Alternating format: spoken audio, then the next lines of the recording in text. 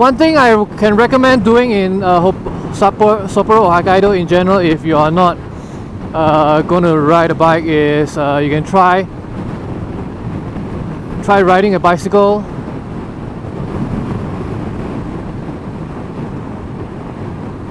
And if you do intend to ride a motorcycle, I do recommend not taking the expressway. I mean, you can get around the town, around the island faster on the expressway, but number one, they cost money. I mean, even though I say do get the ETC card just in case you need it, but I would say it's not as worth it because you have to pay for the tolls. Number two, you don't get to see such beautiful sights when you take the coastal expressway route. So if you are going to ride in Hokkaido, take the inland mountain passes. There's a lot of climbs, there's a lot of downslopes, a lot of bends, a lot of things to see. It's a bit colder up here, it's a lot chillier, so do remember to pack warmer clothing if you are coming down during the early spring or during winter especially. Other things I can recommend during your trip in Hokkaido is you can try the Historical Museum of Hokkaido. Rather nice place to visit during winter and spring as well, though I think there's a lot more things to see during winter when it snows. As well as you could try the Sapporo Beer Museum. When you are in Hokkaido, one thing that you should all try to eat is probably the hairy crab.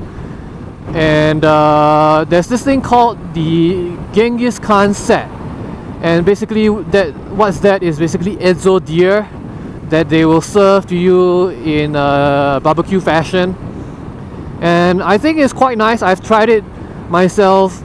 The smell of the deer is really strong, but it's really not bad. It's really amazing to try. Most of the places are quite affordable, probably $15 including soup and rice and some pickled vegetables.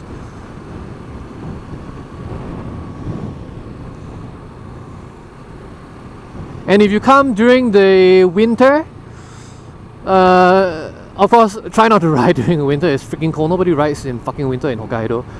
But if you do come during winter, there's a Sapporo Ice Sculpture Festival, which is quite nice to see. And if you do take a vehicle out of Sapporo in general, you will want to go maybe go to Otaru and see the wine museum there, and maybe the music box museum there as well. Otaru is a small town, not much to see other than those two museums, but it's a quite quaint little town that I will head to later. And maybe I'll just plop a couple of photos and shots as I go.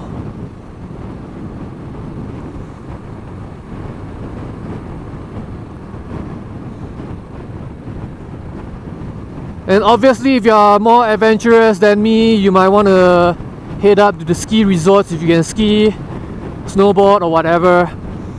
Of course, I'm not going to do that because I've got a broken foot, so I'm not exactly the most nimble person on this kind of sports anymore. I'm heading to the south. The south end of Hokkaido is really not as scenic as the north end, so I can't really say much about the north end since I'm not going there.